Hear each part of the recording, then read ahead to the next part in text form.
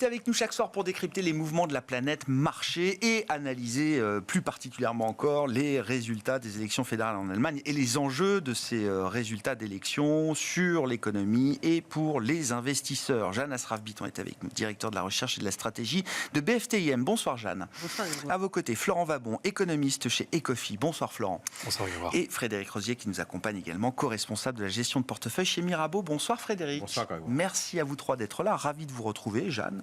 Vous avez la parole pour quelques commentaires à chaud sur ces résultats d'élections fédérales en Allemagne. L'idée qui avance est celle d'une coalition bipartite entre les vainqueurs de CDU-CSU et un des perdants, à savoir le parti SPD d'Olaf Scholz. Qu'est-ce que ça peut impliquer en matière de réflexion sur la stratégie économique de l'Allemagne et puis pour les investisseurs globaux et les marchés financiers? Écoutez, d'abord, ce qui est intéressant, il me semble, c'est que le résultat est relativement proche de ce que les sondages nous indiquaient. Donc, il n'y a pas de grande surprise. Bon point pour les sondeurs. Non, mais dans les années qu'on a connues, c'est déjà un point important. Il faut le dire, hein, c'est quand même très proche. Ensuite, ce qui est intéressant, c'est que donc il va y avoir entre guillemets, il semble se décider effectivement une coalition avec deux grands partis, ce qui veut dire davantage d'agilité, davantage de prise de décision, probablement en faveur d'une politique fiscale plus expansionniste. Ça, c'est vrai. Mais de l'autre côté, on notera quand même que même s'il devait inclure les Verts, il n'aurait pas la majorité des 2/3 qui est nécessaire pour une réforme constitutionnelle. Alors, est-ce qu'ils en ont vraiment besoin pour arriver à opter pour une politique plus expansionniste ? Probablement pas. Mais enfin, c'est moins favorable, on va dire, que s'ils avaient déjà une majorité. Ça se joue à pas grand-chose, en réalité. Mais ils n'ont pas la majorité des 2/3. Et puis, donc, sinon, peut-être quand même, effectivement, comment dirais-je, des espèces de scissions importantes avec l'Allemagne de l'Est où l'AfD est le premier parti et de loin. Dans tous les Länder de l'Est. Oui, c'est assez... La carte est une fracture c'est incroyable, limpide. Hein. Oui, c'est assez étonnant. Une fracture dont j'ai entendu parler récemment, que je n'attendais pas du tout, et je n'ai aucune explication en l'occurrence. C'est une fracture dans la population jeune entre hommes et femmes. Oui. Surprenante. Jeune femme allemande vote à gauche, jeune homme allemand vote à droite, voire très à droite. Et très à gauche, en l'occurrence, pour les jeunes femmes. Hein. C'est Die Linke, AfD. Hein. Exactement. Donc, étonnant. Donc, peut-être des choses... Donc, c'est le fameux gender gap. Hein. Là, on a l'impression qu'il se passe quelque chose, mais c'est rare. Hein. On ne l'a pas vu dans beaucoup d'endroits. Hein. Donc, il est très prononcé. Et puis, sinon, on attend clairement une politique... Alors, je pense que beaucoup de choses vont dépendre de ce que va faire l'Europe en termes d'augmentation des dépenses militaires. C'est-à-dire que s'ils font un truc un peu comme pour le Covid, du style, les dépenses militaires, on ne les compte pas dans les règles de Maastricht. Si on les écarte, exactement, parce que l'Allemagne a quand même dit qu'elle voulait monter en gros de 2,1 à 3% du PIB en termes de dépenses militaires. Donc sinon, tout est plus compliqué, parce que si on doit prendre un point de PIB pour augmenter les dépenses militaires, il faut faire des arbitrages. Donc même s'ils arrivent à remonter le niveau de déficit autorisé, c'est compliqué. Mais je pense que l'Europe va être contrainte de toute façon de contourner les règles. Donc vous dites, quelle que soit la manière, que ce soit sur le plan ou dans la dimension européenne ou dans la dimension domestique, l'alliance qui se dessine entre CDU-CSU et SPD va quand même dans le sens d'une politique budgétaire plus relâchée. Oui. Quelle que soit la manière qu'on trouvera. Oui. D'accord. Ce ne sera peut-être pas d'une ampleur très importante et certainement pas pour cette année. D'accord. C'est-à-dire que les impacts sont plutôt... Budget 2026, hein. Oui. Là, le budget 2025 Exactement. court jusqu'en mars, je crois encore, mais... Ce sera pour 2026. Oui. Florent, comment vous regardez alors l'équation politique allemande, bien sûr, et derrière le degré d'ouverture budgétaire qu'on peut attendre du prochain gouvernement allemand, la manière de faire, les méthodes, on peut contourner évidemment certaines règles, il y a beaucoup d'ingénierie fiscale possible de ce point de vue-là. Quand je regarde la réaction du marché obligataire allemand spécifiquement, j'ai pas l'impression que les investisseurs obligataires se disent qu'il va y avoir un tombereau de dette allemande qui va être mise sur le marché là dès demain comme ça. Non, parce que comme ça vient d'être dit, ça dépend aussi de ce que va faire l'Europe. Parce qu'on a parlé là il y a quelque temps d'un plan d'émission de dette commune. Alors ça, forcément, ça fait pression sur les taux plutôt à la baisse, en réalité. On a déjà vu une petite tension sur les taux européens, enfin allemands en l'occurrence, la semaine passée. Donc en réalité, c'est le calme plat aujourd'hui parce que ça avait déjà été plutôt intégré la fois précédente. Comme ça vient d'être dit, il n'y a pas vraiment de véritable surprise. Je rajouterais néanmoins une toute petite nuance, c'est qu'il semblerait qu'entre le CDU-CSU et le SPD, il y ait quand même quelques points de discorde sur certaines mesures. Puisque le parti qui est arrivé en tête est plutôt pro-business. Le SPD modère un peu le point là-dessus. Et puis, pour aller chercher la réforme constitutionnelle, comme ce qui vient d'être dit, il va falloir aller chercher surtout à gauche. Ouais. L'AfD a dit qu'elle ne voterait pas cette réforme. C'est la position de parti, en tout cas, de l'AfD et de son leader, Alice Weidel. Donc, il faut aller chercher. Donc c'est avec Die Linke qu'il faudrait négocier ce sur le point-là. plan de défense, ça va être moins évident. Ouais. Sur des plans de dépenses gouvernementales pour relancer l'activité, réorienter le modèle économique allemand, pourquoi pas, je pense. Effectivement, sur la défense, il va y avoir des réticences et ça va vraiment être important que l'Europe se montre vraiment très ferme là-dessus, sur ce qu'elle va faire. Et pour conclure, je trouve que ça participe au fameux narratif qu'on avait évoqué la dernière fois, lorsque j'étais venu début janvier, de regain d'autonomie stratégique de l'Europe. Ouais. Là, on est en plein dedans. Ouais. Et il y a pas mal de plans qui ont été annoncés, et donc on est vraiment là-dedans. La position Die Linke, si je résume, c'est pas d'augmentation du budget de la défense, mais d'accord pour réformer le frein à l'endettement. Hein. C'est ça. Ce qui semble émerger pour l'instant. C'est sur ce genre de point que la négociation peut se jouer avec la future coalition et l'un des partis d'extrême gauche. Frédéric, vos commentaires sur ces résultats et les réactions de marché. Je disais, bon, ça bouge peu sur le marché obligataire qui avait peut-être anticipé effectivement ce résultat assez conforme au sondage. Sur le marché action, le DAX est positif, mais c'est surtout le MDAX, les valeurs moyennes allemandes qui surperforment là aujourd'hui. C'est normal parce que dans le programme, il y avait, de la CDU notamment, il y avait une baisse de l'IS. À 25 de mémoire le taux proposé. Donc après il faut le financer. C'est vrai que les Allemands ont cette particularité d'avoir mis dans la Constitution, pour éviter les dérapages, je crois que c'est l'article 109 de mémoire de la Constitution, d'avoir pensé qui allait se répartir éventuellement les sanctions de l'Europe s'il y avait des dérapages entre les Landes et le gouvernement fédéral. Donc tout était pensé. Le plan est bien ficelé. Hein, oui. Alors après, vous savez, c'est comme voilà, ce que le Sugo, hein, quand vous ficelez, après c'est devient un peu dur de déficeler ça. Donc effectivement, il y a une réaction qui est très réaction pro-marché, l'énergie par exemple, des choses qui étaient un peu mises sous pression, notamment avec les gouvernements précédents, notamment avec l'influence des Verts. Donc on voit des titres comme E.ON rebondir, le secteur automobile par exemple. Mis à part Siemens Energy, les utilities marchent bien aujourd'hui. Donc on voit... Et le real estate, l'immobilier aussi. Exactement. Là, on avait Vonovia qui rebondissait également parce qu'on sait qu'il y a un déficit de logement très important en Allemagne. Donc on voit que le marché se met dans un mode qu'on a retrouvé finalement avec la nomination de Bayrou.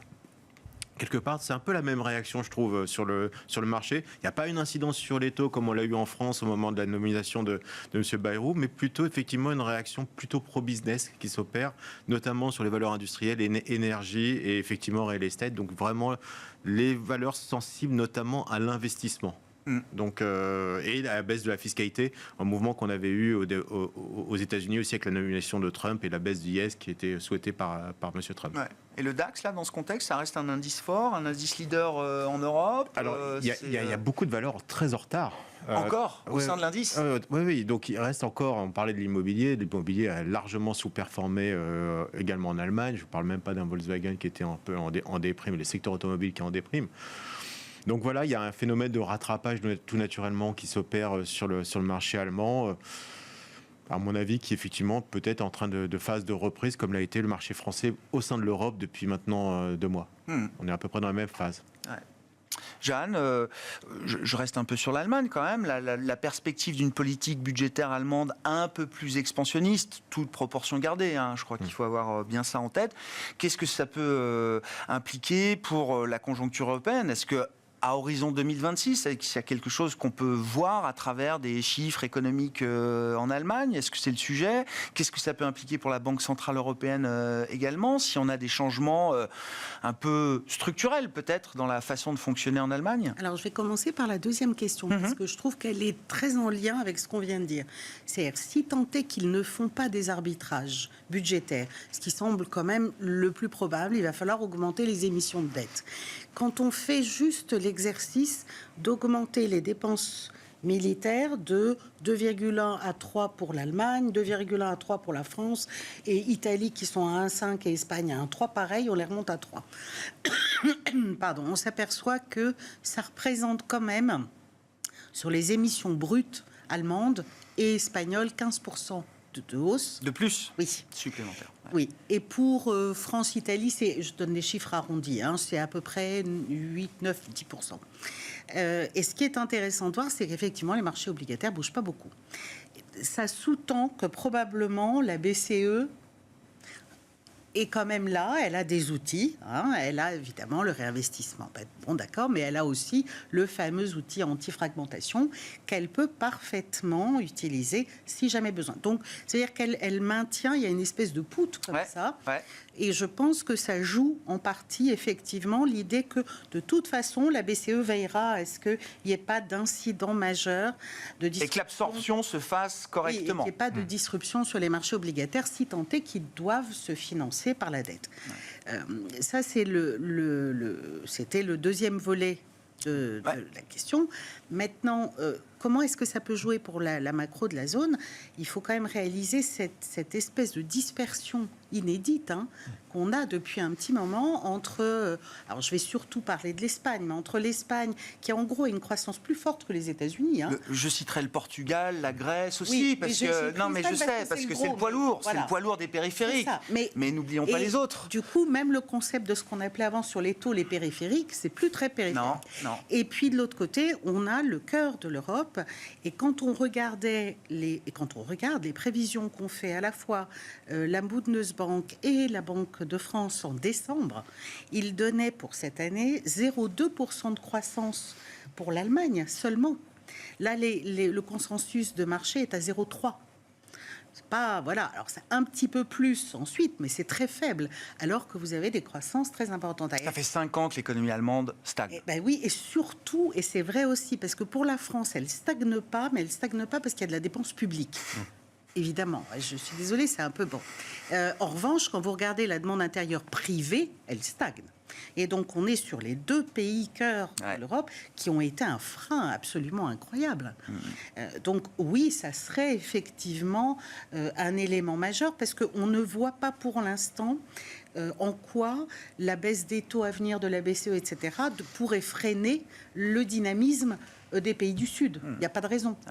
Et en plus, il faut réaliser qu'une partie du dynamisme des pays du Sud est liée ce qu'on appelait le New Generation EU, donc les plans qui ont été attribués et qui sont quand même sur des montants colossaux. C'est 10% du PIB à peu près pour l'Espagne, pour l'Italie, etc. En fait, pour la France et l'Allemagne, c'est presque zéro. Et donc, leurs effets, c'est 2025 et 2026. Donc, ça veut dire que ça continue. Le momentum est l'effet de traîne est encore là, quoi. Mais donc, le fait qu'il y ait un peu de reprise, et ça pourrait aussi dynamiser la France. Alors, en attendant la grande révolution fiscale et budgétaire en Allemagne, en intégrant cette perspective, qu'est-ce qu'on peut dire de la situation conjoncturelle? C'est vrai qu'on a vu une Christine Lagarde sur la dernière réunion s'accrocher toujours au récit de la reprise économique en zone euro pour justifier une approche graduelle, meeting par meeting, etc. Ce récit, ce narratif de reprise économique en zone euro, on en a débattu, ne serait-ce qu'avec les chiffres du 4e trimestre de PIB. Alors, on aura plus de détails cette semaine pays par pays, mais c'est vrai qu'il n'y a rien eu de très glorieux pour démarrer 2025, en tout cas en effet d'entraînement, quoi. Non, alors on part d'assez bas, c'est vrai. Donc les surprises ne peuvent que naître positives. C'est ce qui s'est passé au début d'année. On a des chiffres qui ont été un peu meilleurs que ce qu'on anticipait. On s'attend toujours au pire pour l'Europe depuis quelques années. Et puis donc en réalité, ce qui se passe aujourd'hui, depuis le début de l'année, et c'est aussi le reflet de ce qui se passe sur les marchés d'actions européens, c'est qu'il y a un peu de mieux. Il y a un peu mieux, et je rebondis sur ce qui a été dit sur les différences en termes de croissance au sein de la zone euro. Ces différences-là, elles s'expliquent surtout par la part du secteur manufacturier dans ces économies. C'est-à-dire que les économies qui ont été le plus impactées par les hausses de taux, c'est évidemment l'Allemagne. Alors, il n'y a pas que le fait des hausses de taux, il y a aussi la Chine, il y a aussi le modèle qui dépendait du gaz russe, etc. Oui. Mais quand on regarde la part du secteur manufacturier et la sensibilité des économies au taux d'intérêt, aux baisses de taux d'intérêt de la BCE, on voit qu'il y a une forme de corrélation positive. D'accord. Ce qui veut dire qu'en réalité, l'économie espagnole est beaucoup plus servicielle que manufacturière, contrairement à ce qu'on pourrait penser. Et elle a très très bien fonctionné l'an dernier. Et en 2025, si on se dit qu'il reste encore quelques baisses de taux dans les tuyaux, ça veut dire que ça peut faire des coups de boost pour ces économies-là, notamment l'Allemagne. L'Allemagne, c'est quand même le premier poids dans l'économie, dans le PIB de la zone euro. Et donc, toute bonne nouvelle qui pourrait venir d'une politique budgétaire plus expansionniste, de surprises positives à partir de points très très bas parce qu'on s'attendait au pire, va faire en sorte peut générer que des le effets. consensus révise ses prévisions de croissance à la hausse. En tout cas, nous, c'est notre scénario. Puis un autre élément important, mais on y reviendra sans doute, c'est tout ce qui se passe du côté de la guerre commerciale. Bien sûr. Oui. Pour le moment, il ne se passe rien. Pour le moment, il ne se passe rien. Et on peut même être étonné qu'il n'a pas forcément beaucoup mentionné l'Europe dans ses discours. Un petit peu, mais pas autant que pendant la campagne. Ouais. On y viendra, mais gardez la parole parce que dans les sujets européens, avant de parler de la guerre commerciale de Donald Trump, il y a la perspective d'un cessez-le-feu entre la Russie et l'Ukraine. C'est peut-être le dossier prioritaire du moment d'ailleurs pour Donald Trump aujourd'hui. Là aussi, qu'est-ce que ça implique pour l'Europe, pour l'économie européenne, pour les marchés d'action en Europe ? C'est difficile de spéculer sur la fin d'une guerre, mais en tout cas sur le cessez-le-feu tel que dans les conditions qui ont été évoquées par Donald Trump, on a du mal à voir quand même l'Europe sortir gagnante de tout ça. La rhétorique de Donald Trump, c'est quand même durci, notamment à l'égard de Zelensky. Mais on a de l'autre côté un ministre ukrainien qui dit que les discussions vont bon train malgré tout avec... Ça dépend à quel niveau les discussions se tiennent, j'ai l'impression. Tous les jours, on a des sons de cloche différents. Ouais. Mais bon, si on prend comme hypothèse qu'on a une résolution du conflit et que, peu importe les conditions sont importantes, mais admettons qu'on ait une résolution du conflit, ça veut potentiellement dire un peu moins d'inflation et un peu plus de croissance. D'accord. Et donc ce cocktail-là, finalement, ne change pas véritablement la donne pour la BCE, pour rebondir sur la question de tout à l'heure, puisque s'il y a un peu moins d'inflation mais qu'il y a un peu plus de croissance, au final, dans la balance des risques, ça s'équilibre. Mais encore une fois, ça va vraiment dépendre des conditions de ce cessez-le-feu, et notamment du flux de gaz par la suite. Je rappelle, le gaz russe qui n'a jamais été interdit dans les packages de sanctions, et même les importations de gaz russe en provenance d'Europe pour des pays comme l'Allemagne a augmenté d'une vingtaine de pourcents, je crois encore l'an dernier. Frédéric, sur les implications de marché notamment, de la perspective d'un cessez-le-feu. Alors, on va parler de reconstruction. Je pense que le marché va parler que de ça, d'ailleurs. Il y a un pays à reconstruire, il y a des infrastructures à reconstruire, il y a toute l'électricité à refaire, il y a des centrales à bâtir. On parlait des matières premières avec Trump, mais il y a le ferroviaire, les routes, les bâtiments. Donc là, on va en manger. On va manger de la thématique reconstruction. En plus, c'est des secteurs qui n'ont pas tous forcément performé en bourse. Donc...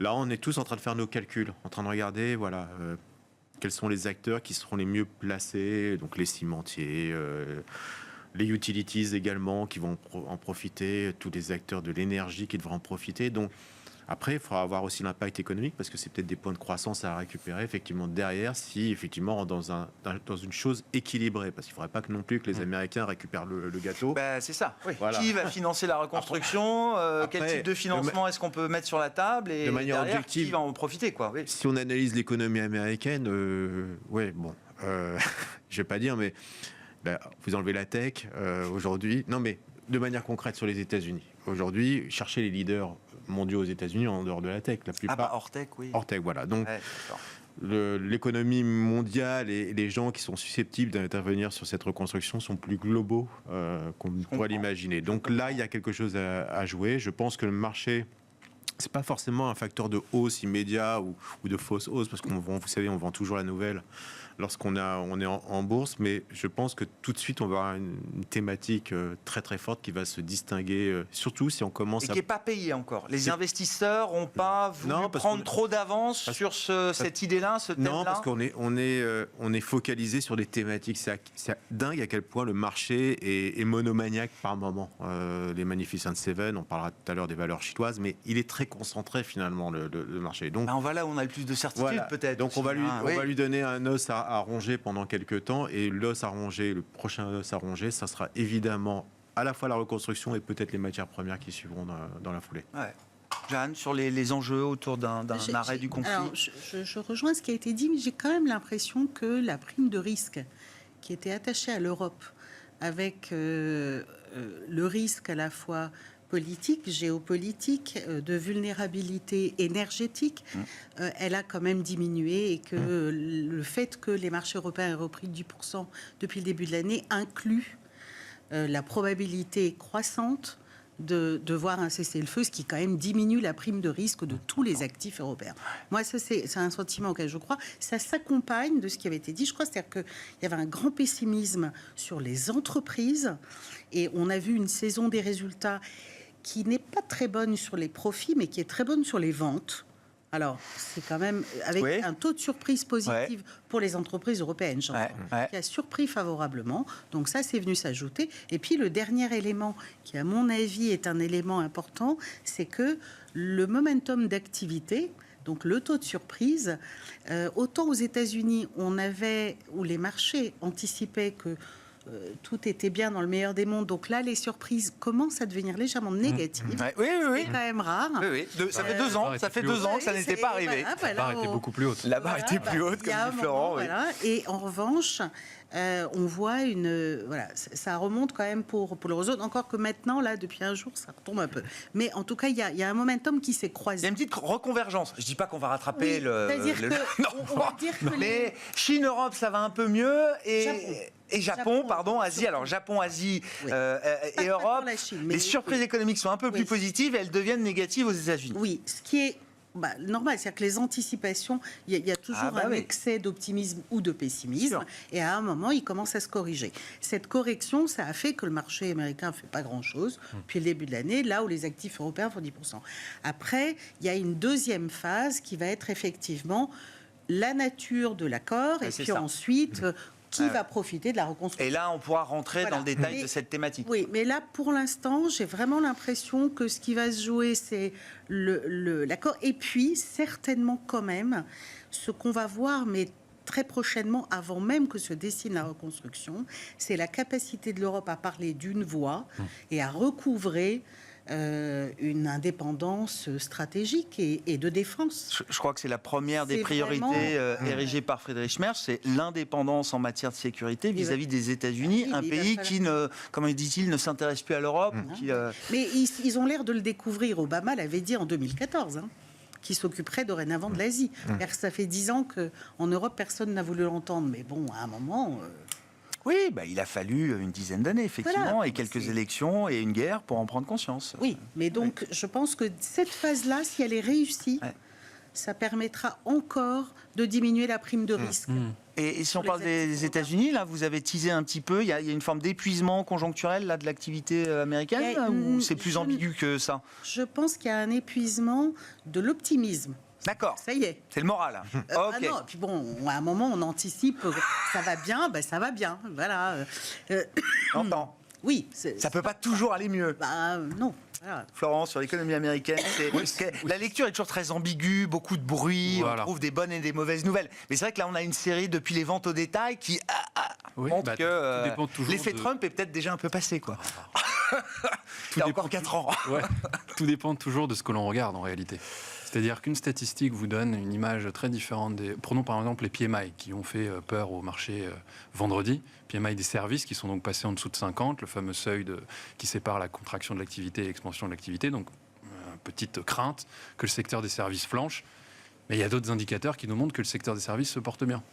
Les ventes au détail. Les ventes au détail, c'est intéressant parce que Les ventes au détail, on a tendance à l'oublier, ça concerne principalement ce qu'on appelle les biens. Alors c'est un peu technique, mais les biens durables. Oui. Les biens durables, c'est pas le plus gros de la consommation aux États-Unis, ce sont les services. C'est le fun, ça capte pas le fun, quoi. Et oui. Et dans les ventes au détail, on a la capacité de distinguer un petit peu l'allure des services avec une catégorie en particulier. Et là, ça va plutôt bien. Ouais. Et donc, de ce point de vue-là, même alors en économie, on a un problème. Enfin, quand on est économiste, on a un problème, c'est la fréquence des données. Donc, les ventes au détail, c'est mensuel.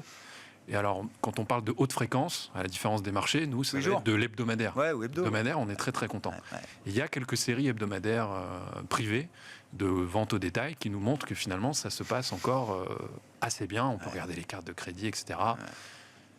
L'économie américaine se porte bien, mais comme cela a été dit, c'est une question de sentiment. C'est-à-dire que les marchés se disent, on a écarté totalement le risque de récession, voire même maintenant le risque de ralentissement économique. On se dit que ça va défier la gravité à l'infini. Ouais. Et puis finalement, ce dont on se rend compte, c'est que de temps en temps, il y a des petites surprises. Sur l'emploi, on n'est pas à l'abri non plus qu'il y ait un petit mois où ça flanche un peu.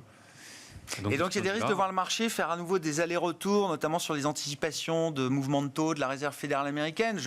En 2024, je ne sais plus par où on est passé, mais à un moment on voyait cette baisse de taux, puis zéro, puis on a commencé à parler de hausse de taux pour revenir finalement à 100 points de base de baisse de taux, qui était le scénario central de la Fed depuis un bon moment. Est-ce qu'on rejoue à ce jeu-là aussi aujourd'hui ? Le marché a effacé quand même beaucoup des baisses de taux qu'on prévoyait normalement pour cette année.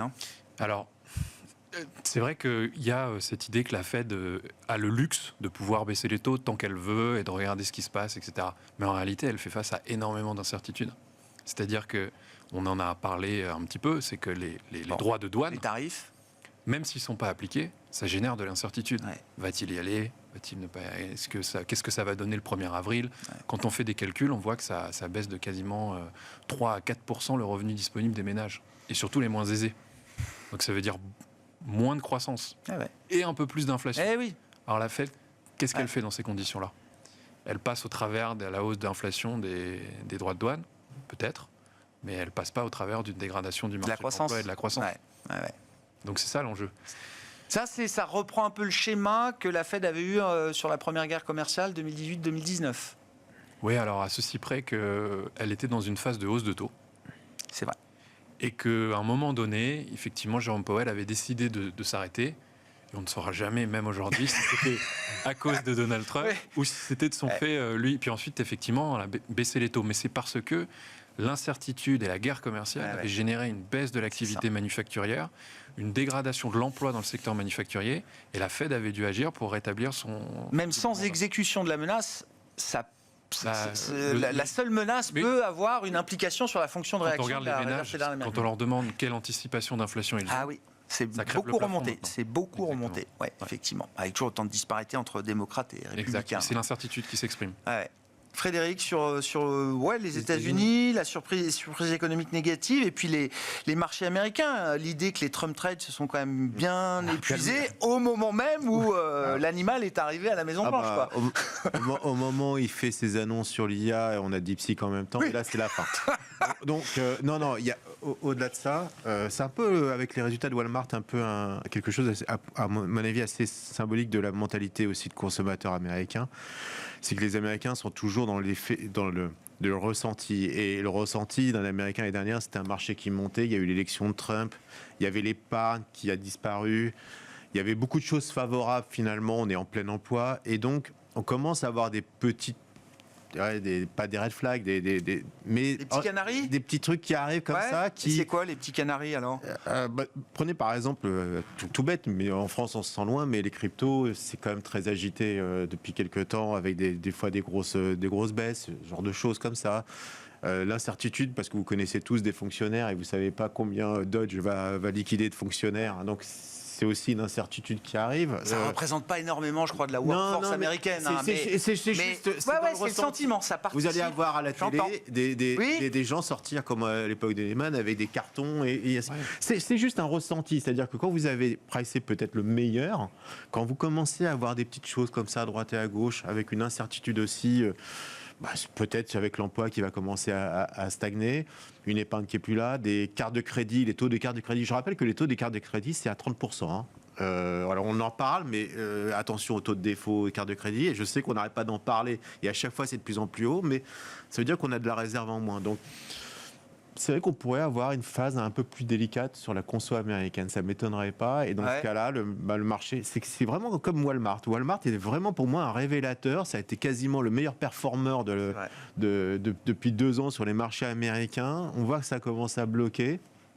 Attention quand même, et pour le coup en Europe c'est l'inverse, puisque nous on était déjà dans cette... Et c'est quoi le risque? Parce que c'est ce qu'on disait en ouverture d'émission, alors que nous on prend 10% en Europe, et puis que la Chine boursière se réveille un peu, les États-Unis ne font rien. Ne rien faire, ça ne veut pas dire plonger de 20%, justement. C'est-à-dire qu'on est encore dans un scénario où les États-Unis, les indices actions américains, reste haussier, on a marqué des records encore, je crois, la semaine dernière sur le S&P 500, donc il n'y a rien de catastrophique du point de vue des niveaux de prix d'indices. C'est plus large. Mais c'est la dynamique. C'est plus large aussi, et il y a 1 mois et demi, les Américains étaient convaincus qu'ils étaient les plus forts, et ils avaient la maîtrise de l'intelligence artificielle, que c'était le roi du monde. Ça a pris quand même un petit coup. Pour le coup, on voit avec beaucoup d'annonces du venant des Chinois, je ne vais pas rentrer dans la technicité, mais c'est vrai que ce leadership qu'on pensait imposer au monde, quelque part, ça met aussi un petit coup sur la... Et puis s'ajoute à ça, parce que la question des surcapacités d'infrastructures, on l'a tous en tête depuis un moment. Et puis là, un analyste ou des analystes chez TD Cowen nous disent, attention, de sources sûres, Microsoft est en train d'abandonner certains contrats de leasing. On ne sait pas ce que ça peut représenter, c'est peut-être juste des ajustements, ou c'est peut-être une vision un peu moins rose, effectivement. Oui, mais pendant le même temps, vous avez Apple qui a... qui dit qu'on va accélérer sur les investissements. Mais tous les jours, si on est vraiment hyper sensible, il faut faire attention à ça, c'est que tous les jours on a une information inverse. Est-ce que tous les jours. Donc là, là, le secteur de l'énergie, parce que bien sûr, les TD Cowen, c'est aussi la demande d'énergie nécessaire là-dessus. C'est pour Schneider là-dessus. Tout ce on voit bien la sensibilité du marché à la moindre micro-nouvelle concernant ça montre quand même ces investissements. Ça, c'est un point d'alerte quand même sur le marché. Quand vous avez une hypersensibilité comme ça à la micro-nouvelle, c'est un point d'attention qui pourrait être les prémices d'un mouvement peut-être plus global de contraction. Et comment ça se traduit dans la gestion d'un portefeuille, d'une allocation? Alors bien sûr, il faut déjà être plus prudent, il faut déjà... Comme tout le monde, on a réalloué quand même très fortement sur l'Europe, sur les mid-cap européennes aussi, mais on avait parlé la dernière fois. L'Asie, évidemment, c'est un endroit où il faut être positionné. Donc évidemment, oui. Enfin, jusqu'à 2 ou 3 mois, il n'y avait rien d'évident à être positionné en Asie. Peut-être pas par le Japon, j'en sais rien. Mais... Non, mais voilà. Donc c'est de manière plus équilibrée. Réduire la voilure quand même sur les technos, ça c'était aussi quelque chose d'assez évident à faire. Et ce qu'on avait parlé la dernière fois de l'équipondération, c'est de jouer l'équipondération, de jouer finalement une économie américaine qui se porte bien et qui n'est pas centrée uniquement sur la tech. Donc il y avait, à mon avis, ça de mieux à faire pour jouer le début d'année. Et le marché est un peu moins sensible aux variations d'un titre comme Nvidia qui va publier là cette semaine, et on sait que toujours avec les marchés d'options, ça peut bouger de 10% dans un sens ou dans l'autre, minimum. Mais là, pas le droit à l'erreur. Mais quand je dis pas le droit à l'erreur... Mais c'est juste pour Nvidia ou c'est l'ensemble du marché américain qui est encore concerné?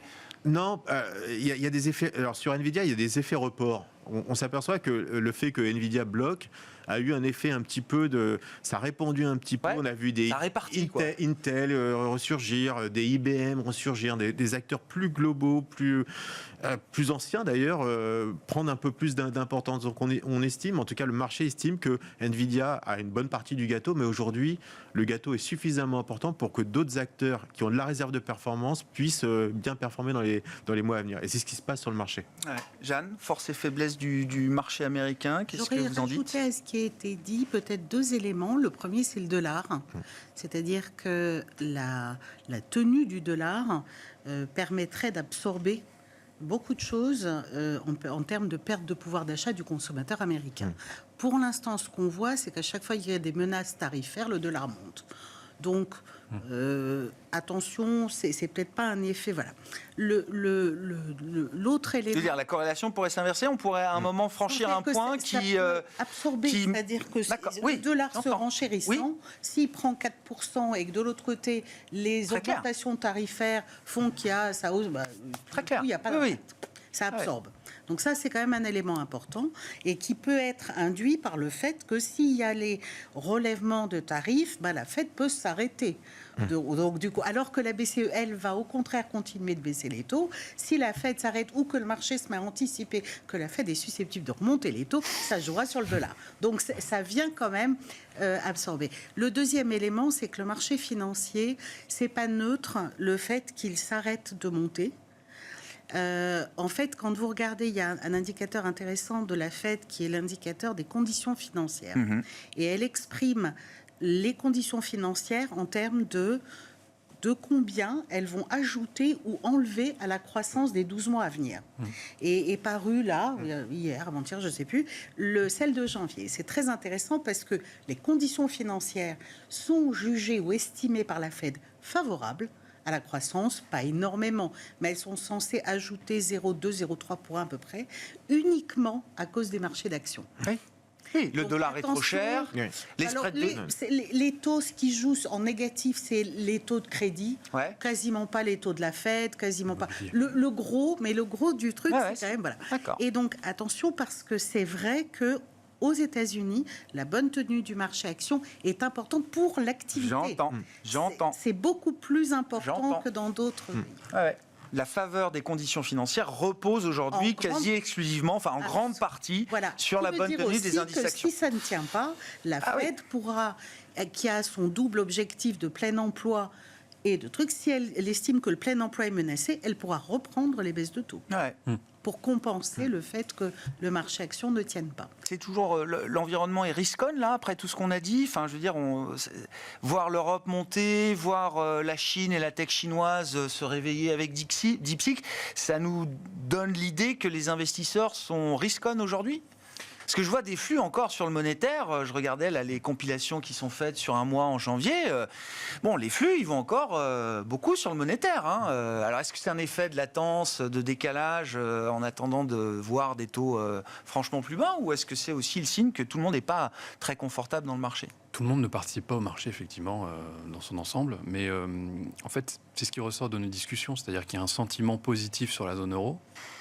Parce qu'on était très pessimiste. Parce qu'on est très bas. On était très pessimiste. En fait, le cocktail, il est très porteur pour le... Alors, la question maintenant qu'il faut se poser, je pense, c'est est-ce qu'on est parti trop vite, trop fort ? Parce qu'on l'a évoqué, on est à 10% de surperformance quasiment entre les... C'est le bon moment pour se poser des actions questions, de 10%. Ouais. Jeanne dit oui. Je dis c'est le bon moment de se poser des questions quand on a fait un plus 10 et sur Bien l'Europe, sûr. et Jeanne dit oui. Alors après, en réalité, ça rejoint absolument tout ce qu'on s'est dit jusqu'à présent. C'est-à-dire que si on voit une politique budgétaire expansionniste en Allemagne, plus expansionniste, ça va rajouter effectivement à ce sentiment pour que les actions européennes continuent de performer. La valorisation. Alors quand on regarde en absolu, on va dire que les actions européennes sont bon marché. Quand on regarde par rapport aux États-Unis, elles sont franchement décotées. Franchement décotées. Et ce n'est pas un argument suffisant. On peut coupler ça avec la Banque Centrale Européenne. La Banque Centrale Européenne, effectivement, on peut avoir des désaccords sur combien de baisses de taux, mais on peut se dire qu'au moins, il y en aura au moins 2 sur la réunion de mars et d'avril. Ouais. Nous, typiquement, dans notre scénario, on est un peu en décalage parce qu'on ne voit pas au-delà d'avril. Mais ce n'est pas très très grave, parce qu'en réalité, il y a déjà eu des baisses de taux précédemment. Il y en aura encore un petit peu. Et donc, ça va booster la croissance. Donc après, si, en plus de Soustar, la guerre commerciale se termine bien, on l'espère. Oui, les catalystes sont là. Enfin, les potentiels catalystes sont là. Mais la question, encore une fois, c'est de savoir si 10% c'est déjà pas trop maintenant. Est-ce qu'on va peut-être avoir une petite respiration, etc. Bon, que dit le gérant ? Est-ce que 10% de gains sur l'Europe, est-ce que c'est déjà trop ? Ou alors, qu'est-ce qui pourrait emmener les actions et les indices actions Europe au-delà d'une hausse de 10% ? Moi, je vais aller à contre-courant sur le dollar. Excuse-moi, je vais rebondir là-dessus. Moi, c'est de l'intuition plutôt négative sur le dollar. Il y a des arguments pour l'être. Alors, je vais vous expliquer. Si on parle, puisque notre métier, c'est de l'anticipation, et aujourd'hui, le marché, il anticipe quoi ? Un différentiel de taux d'intérêt entre les États-Unis et l'Europe. C'est déjà intégré. Il intègre un effet, on parlait de prime de risque sur l'Europe, c'est intégré. Il intègre la croissance, le différentiel de croissance, c'est intégré. Et je me dis, si tout ça ne se met pas dans le scénario qui est préécrit sur le marché, attention quand même, parce que je vois le dollar à 1,04. On est assez éloigné d'ailleurs de la parité des pouvoirs d'achat. Je pense qu'il manque encore 6-7% pour revenir. Donc je vois assez, j'imagine assez bien le dollar revenir honnêtement vers les 1,10, 1,12. Là, on était en septembre. Ouais. Je pense que c'est un mouvement qui est, puisque tout le monde est dans le sens inverse, on va aller plutôt dans ce sens-là, juste parce il faut être logique. Si on est dans le scénario pro-européen dans nos investissements, si on est un scénario d'incertitude sur les taux d'intérêt à la fois aux États-Unis et en Europe, je pense qu'on pourrait avoir une surprise du côté du dollar. Donc attention sur le marché américain. Par un effet de dépréciation de la monnaie, alors peut-être de manière couverte, mais le carré coûte très cher. En tout cas, la différence de taux d'intérêt coûte un peu cher. Donc, pas négatif sur les marchés. Il pourrait y avoir une phase de consolidation et attention au dollar. Mais l'effet de change peut venir peut-être perturber un peu exactement. Attention à ça. Bon, on suivra le dollar. Évidemment, la politique du dollar fort est intacte, répétait il y a encore quelques jours le secrétaire du Trésor Scott Bessent. Trump a changé 10 fois d'avis. Oui. Dans la même phrase, ou quasiment dans la même semaine, à l'époque de Davos. La grande spéculation du moment, c'est savoir est-ce qu'on aura des accords du Plaza 2 ou de Mar-a-Lago. On verra. Peut-être pas encore tout de suite, mais c'est peut-être un sujet de cette mandature de Trump. Merci beaucoup à vous trois d'avoir été les invités de Planète Marché. Jeanne Asraf-Biton, BFTIM, Florent Vabon, Ecofi, Frédéric Rosier, Mirabeau.